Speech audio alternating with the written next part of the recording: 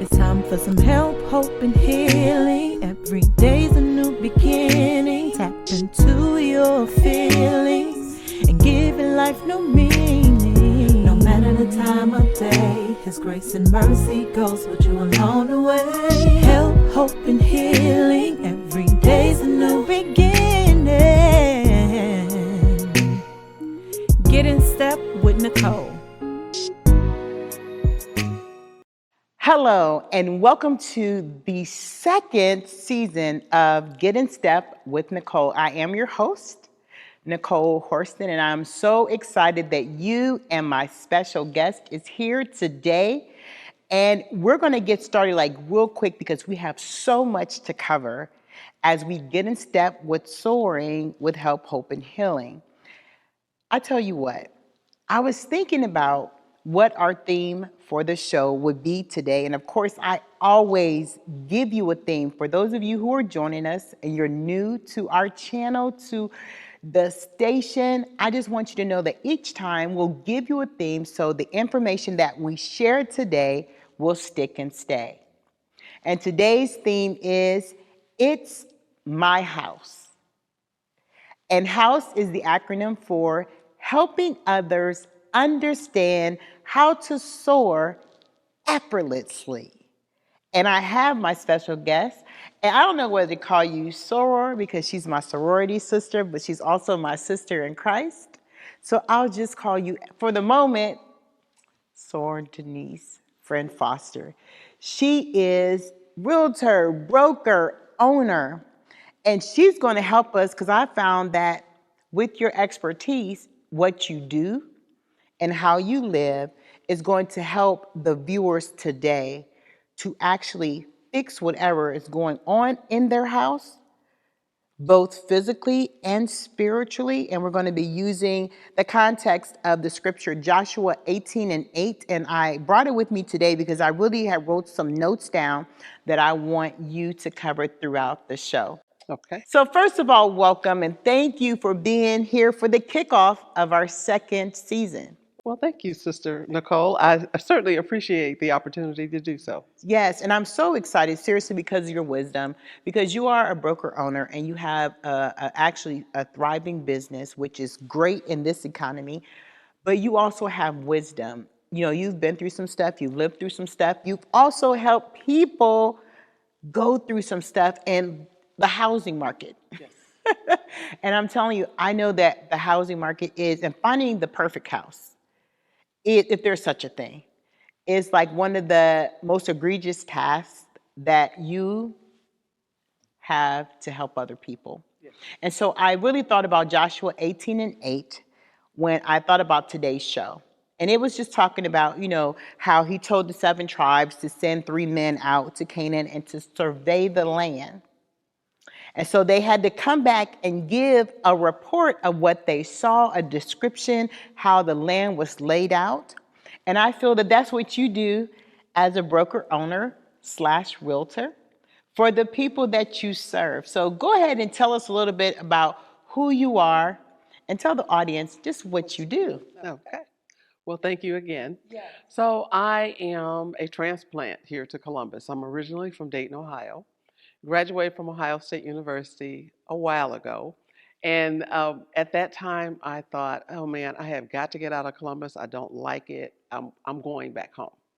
And I did that. I left there, was there for a short while, left there, moved to Michigan, worked for a Fortune 500 company, got married, and a short time thereafter decided I didn't like that. And so I moved back to Dayton. And of course, when I made that move, I became unemployed. At that time, I was with a new baby. And so I thought, what should I do? And I went on to do some things. I took employment with the state of Ohio, moved back to Columbus, and swore to Swiney that I was only going to be here for 2 years, and then I was leaving. And that's been some almost 40 years ago. Wow. Columbus has grown on me. It has become home, and in fact, I love it here. Wow. And just listening to your story, and like you at home, you've gone through some things that have made you resilient. And I looked up the word as I was studying because I love studying to prepare for this. When you're resilient, you have the ability to snap back. And I'm telling you, what you went through, I heard you say a divorce. I heard you said that you have gone back and forth as far as deciding where your home would be. Yes. And so now that you've made it your home, you're here to stay. Yes. At least I hope so, because I just love you to death. And so here's, I love you to life, I guess. But you should say, but you had a daughter, Yes. and you were actually trying to navigate your house. Yes, absolutely. And how did that look with a newborn, with a new career? And actually, I think you were going back to school even? Yes, I did at one point in time decide to go back. And the whole history with the real estate piece is that when I was in Michigan, I thought I wanted to be a realtor and began taking the coursework I needed. And of course, then when I moved back to Ohio, that didn't count. So I thought, well, maybe I'll try this again. And did took a couple of classes and never finished. And then, years fast forward, in 2000 or so, I decided I would go to real estate school again, and got licensed in 2002. But in the interim, yes, there were a lot of things that occurred in my life that required me to make some other decisions. And so my faith, I guess, I always think two things. One, uh, I'm not the only one, and there's always someone else in worse shape than I am, and people survive. And then, secondly, God won't bring you to it if He's not ready to take you through it. And Oh, so, sister, you on something there. I have Let's managed. let's slow down. Let's slow this train down a little bit.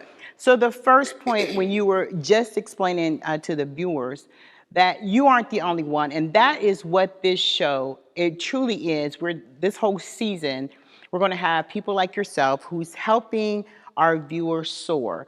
And SOAR is just like a whole transition that I went through, where I had to do the S and the O self-observation. I had to accept and acknowledge some things in my life that was taking place in my life. Some of it, I unfortunately had my hands in it, and other things were out of my control. But then the R in SOAR is recognizing and realizing that I have everything within me to do what God has set me to do. And so that's why I wanted to slow it down, because seriously, when you talked about you're not the only one, so many people feel like that. Yes. And I'm glad you said that. Can you expound just a little bit more about just helping people when they feel like they're the only one who's going through? What were some of the things that you used to get you through that feeling of, I'm in this by myself, but then coming to the realization that I'm not by myself? Yes. Well, I think for me, it was the fact that I had, at that point in time, a new baby. And it was my responsibility to get her raised up, my responsibility to provide for her. So I really didn't have time to have a pity party. I had to grow up and step up, and found employment and managed to get through that phase of my life. At some point, when she was about 3 and a half, almost 4, I was party to a reduction in workforce, reduction in staff. And so again, I was unemployed. And again, I had a little trepidation about, now what am I going to do? But at that point in my life, I was a young person, and I thought I was invincible, and I was going to move forward. And so I did. I managed to, that's when I took employment here in Columbus. And again, I was only going to stay 2 years, and then I was going to move on. And during that time, I tried and tried and tried to get to Atlanta, because that's where I thought I wanted to be. And it did not happen. And to that I say, things happen for a reason. And while it may appear to be um, a, a defeat or a failure, that you have to keep your eye on the prize, and the prize was to become employed and be able to provide for my child. And so I ended up back here in Columbus, had a job that I loved, and I did that for 18 years or so. And again, I got caught up in that job shuffle and again found myself unemployed. And by this time, this child of mine was now in her second year of undergrad school. And I'm like, okay, now what? What do I do? Because I want to make sure that she's able to finish school and not have to take on any unnecessary burdens. And fortunately enough, I had remarried by that time. I had a supporting husband. And this is when I decided this final time for this real estate. Third time's a charm. One for the Father, one for the Son, and one for the Holy Ghost. I like to say when I do things in threes. Yes. Yes, ma'am. And so I took the coursework, studied for the exam, passed it the first go round, and I was off and running. Went on to work at several brokerages, and again, I'm always a what you would call, I guess, a knowledge seeker. So I'm always looking for, yes, more information. And I gathered enough information and had enough courage to say, okay, I can do this by myself, and started my own brokerage. I And love here we all are this. today. I love this entire story. And ladies and gentlemen, she took us through a journey. And some of you, I mean, a lot of times when we go through stuff in life, we feel like we're alone in it all. But our special guest today, Denise Friend Foster, is just telling us that even when you feel like you're alone, there's always that gumption, that feeling that you have, and that's God, I'm speaking into you, letting you know that you're never alone. I'm with you always, even until the end. And so she went through a reduction in force, and I've gone through 2 reduction in forces in education when I was a teacher. And when you get that letter that they no longer need you, first of all, it makes you feel some type of way. Yes, it It absolutely makes you, does. because you have committed yourself to the task of being a good employer. Yes. And then it's just like, here goes this slip. I don't know about you, but they gave me a slip. And the slip says that, I was lower on the totem pole. And so, of course, based on seniority, I went through that for 2 years until I finally got enough years in where I wasn't the single man out. Okay. But the whole idea of what do I do? How do I take care of my family? How do I share this with my husband? Because we worked together, as you said, you had remarried and such as I have. Like when we're taking care of our house, there's things that happen. Yes. And of course, when you lose your job, ladies and gentlemen, you have this overwhelming burden. But then God gives you the strength as He did you. You never gave up. No. You kept pressing. You said you were a lifelong learner, which we all need to be in this life. But you held on to your faith. Absolutely. Absolutely. You held on to your faith. And so the second part of that, you believe that God, if He's going to bring you to it, to whatever it is, and if you've been watching the show, I always use it as any emotion that you feel. And that's why I'm here, because of it. Because in my book, Shades of You, I talk about it being any emotion that you go through in this life. And so you believe that if God brought you to everything that you have endured, that He was able to bring you through it. So now that's why I had to slow the train down, because you gave some 2 good points that we didn't want to miss at home. So tell us about that. If God brings you to it, then He's going to bring you through it. Yes. Well, and with that, you have to have established a relationship with God so that you are familiar with Him. It's just like a day-to-day relationship. The more you invest in an individual, another person, the better you get to know them, and the better they get to know you. Absolutely. And so at some point, you may be able to forecast a comment, forecast a behavior, forecast an action. And then it also allows you to tune your ear so that you hear them when they speak. A lot of times people speak, they say things, but what they say is not what they really mean. And so you have to have the discerning ear to know that. And with my relationship with God, I will share a story Certainly. that And I'm pretty sure we're ready to hear it. yes, certainly. The second situation I had with the reduction in force, Mhm. I had been hearing this voice in my ear, tapping me on my shoulder, saying, "It's time for you to move on."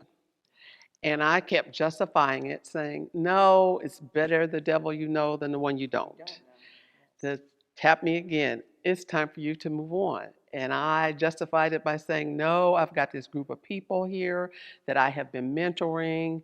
They need me here to continue to mentor them." Tapped me on the shoulder a third time. There goes that three again. Yes, there's that I'm three telling you, there again. goes that three again. And they said, "Okay, you didn't hear me, so I'm going to get your attention." And so got my attention. And again, that's when I was unemployed with a child in undergrad school, and I needed to get her through school. So um, you, as in everyday life, in everything you do, you need to have a relationship with God. And if you heed his direction, he will steer you down the straight and narrow path. But if you choose not to, he will get you from point A to B. It's just that you're going to have to take a couple of detours. And so um, I, I hope I have learned my lesson. Was beautiful as you look, and I'm telling you, as experienced and full of wisdom and discernment, that's why I love you so much. And ladies and gentlemen, she gave us such great points, because as you were talking, I was like, me too, because I seriously, there are times, even when I am in this position now, because of listening to God and where I was before. It was, I loved education, but education actually over time began to be stressful for me physically. And so I heard the warning that my body was shutting down, and I was running here because I was tutoring, I was helping with cheerleading, helping with drill team, trying to take care of a family. But I had the heating, like 2 jobs for 2 people. That's what my husband always always told me, like 2 jobs for 2 people. And so he said that to say that, you need to slow down. And before my mother actually passed away, God rest her soul, she said the same thing, like, "Nikki, when are you going to just enjoy life?" And I know some of you out there can agree that you feel like the hustle and bustle is for the sake of the family. But then God is saying all the while, those 3 taps that you got, he was saying all the while, trust me. Yes, I absolutely. already know the plan. And you guys, if you don't know, if you got to catch up with first season, if you got to binge first season of Get in Step with Nicole, our scripture is really, God knows the plan. He knows the plan for our lives. And each guest that I've interviewed and I've spoken to in this show, on this show, it really, all of us had to listen to God's plan after we tried to do it our way. Uh-huh. Yes, yes. And that's the thing. So even with our home, so we were working on our spiritual selves. And so now you're going to help us in your business with, you're a broker owner. Can you explain to the audience what a broker owner is? Yes. So initially, when you get your license as a real estate agent, you are a licensed real estate agent. In order to own a company, you have to do additional training for a broker. You have additional testing that you have to complete. And then you can be a broker as in manager, managing another brokerage. Usually those are found in the big box brokerages, the Caldwell Bankers, the HERs. They will have a licensed broker managing as a manager of that specific office. I am a privately held small business owner, and so my brokerage, Camelot Real Estate Group, I am the owner of that. So I am the owner and the broker and the manager. So I do all of that. You are the woman in charge. Yes, and so there, and I have agents that work within my brokerage. And you know what? Even about your story, God will advance you quicker than you think. Because I look at from when you became licensed in 2000 to where you are now, actually owning your own business, doing what you love, even after 3 tries. So never give up. Never give up, ladies and gentlemen, because that each time you went through something, I heard you say be able to discern, to listen, and to follow. Yes. Be able to discern, to listen, and to follow. And you did all 3 throughout that journey. Yes. And I know your daughter is degreed now, and she's doing her thing. And you just tell me, I seriously was thinking about your name, the business name, Camelot. That sounds so regal. It truly does. I mean, what was the naming behind it? Well, it's really kind of simple, but then I have a reason for it. So the simple piece is that that was the street that I grew up on. The bigger picture is I wanted something that sounded regal. I wanted something that sounded professional, something that sounded like a legitimate business. And so that's how we came up with Camelot Real Estate. And what's your motto? I love your motto. Our motto is treating our clients like royalty. Look at that, ladies and gentlemen. I'm telling you, even in that, it's just a spiritualness. And so tell me, how is it different using your faith to operate and function in your business? So for people who are business owners, there's some times where there's owners of companies who you never see. There's owners of company who have employees that are like, crab in the bucket mentality. And so it's all about the money. It's all about the gain. It's all about the end of the month number, the quota. But as a business owner, that's a little different for you. So how do you use your faith in getting your customers, having a relationship, as you alluded to earlier, with your customers? How is it differing? Well, I operate under the motto of my word is my bond. And so while yes, the money is good when you actually can see a transaction go from beginning to closing, um, you have to, again, have discernment because all money is not good money. There have been, on occasion, a couple of buyers and sellers that I have initially had a relationship with, i.e., a contract to help them buy or to help them sell, and they have chosen not to follow my recommendations or they have gone completely opposite of what I have recommended. And for those folks, I've had to terminate that relationship because, as in anything else, Right. if you're working with an individual trying to get them from point A to point B, and they have hired you as the consultant, as the instructor, as the whatever the term is, to help them get from point A to B, and they choose not to follow your direction, they're going to go to Z, then that makes it more difficult for you, the service provider. And so you have to decide whether it makes sense for you to extend that energy or expend that energy with that individual and they are not doing as you have requested them to do. The other side of that is as people, particularly with buyers, most times they're younger people, they don't necessarily know what they don't know. Right. And so I believe it's my responsibility because they won't remember that they made the decision. They'll remember that their agent, their realtor let them do that. Right. So I try to guide them, prevent them from making terrible mistakes that will be costly for them in the long run. And so I just feel like that's my responsibility to do that. I love that. And so gives are new, like if someone's looking for a home, especially in today's market, and the interest rates have gone up, they've just been all over the place. Houses have just been few and far between one instance, and then they're so priced so high you can't even purchase in the other. So can you give just maybe 3 takeaways for us if you're looking for a home? Let's start with that, and then let's wrap up with if you're selling a home. So just 3 pieces of advice you give So to a new. if you're looking for the home, there's a couple of important things you need to have in place. First of all, you need to know what your credit score is, and you need to have your financial house in order, and you need to be pre-approved. I have the ability to direct you to a lender who can help you with all of those things. Um, and then for selling your home, you need to work with a licensed realtor who will give you the real deal about pricing your homes. This market has been crazy. This year up until probably late August, early September, homes were, the majority of the homes were going for $10,000, $20,000, $30,000 over list price. That has slowed down.